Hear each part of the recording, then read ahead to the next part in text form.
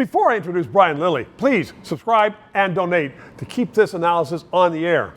Brian Lilley writes for The Sun, and he is known in certain circles as a guy with a lot of common sense. And people are wondering why people are arrested for either, stealing cars or home invasion or, murder attempts, and they're out on bail and they create other crimes.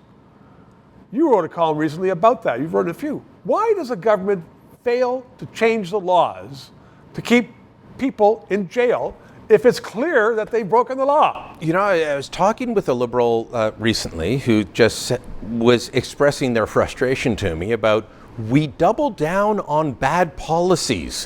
Why don't we walk them back now and again?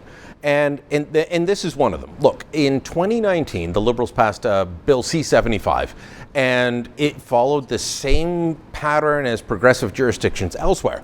But places like New York State, where they also brought in very similar ideas, give people bail as fast as possible under the least onerous conditions, don't hold them till trial. New York State walked away from that because it was disastrous, and they walked away from it under a Democratic governor, Kathleen Hochul. But the federal Liberals are refusing to do that. They were drag kicking and screaming to make very minor changes when it comes to intimate partner violence or very select crimes involving guns. But you've got these carjackings that are happening throughout the GTA, where someone is like, a gun to their head, give me your keys, we're going to take you. Person's arrested, they're out on bail. And I've talked to judges and justices of the peace, and they say, we don't have a choice. We've got to let them go. You've got the story of Tori Dunn in Surrey, British Columbia.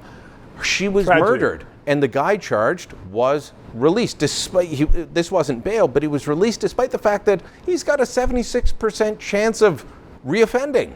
And then he's arrested on other charges, released on bail, arrested again, released on other charges, and then he's charged in the home invasion gone wrong. There's something about innocent until proven guilty, but if you have charge after charge after charge, and it's not just set up by some cops, doesn't it seem reasonable that for the public safety, they should be kept in jail?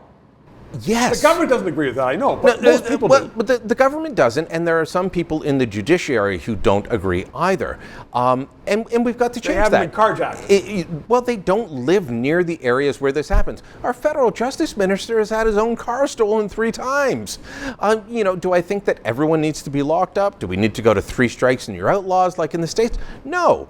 But if you are out on bail and you keep committing the same crime, guess what? You don't get bail. We don't let you out again. It's that simple. Exactly. Do this to the justice system. And, the federal Liberals allow it. Brian Lilley, great columns. Thanks very much. Common sense. 3 minutes. This show provides independent analysis of the issues. We are not paid by the government. And as I am finding, so much business in Canada relies upon various governments that they don't want to sponsor or advertise on a show which may become controversial, which talks about liberty, freedoms, sometimes criticizes government. I've had guests on that support the government. But people are saying, you know what? We don't want to bite the hand that feeds us, i.e. government, which is why I hope you'll subscribe and contribute to keep this show on the air.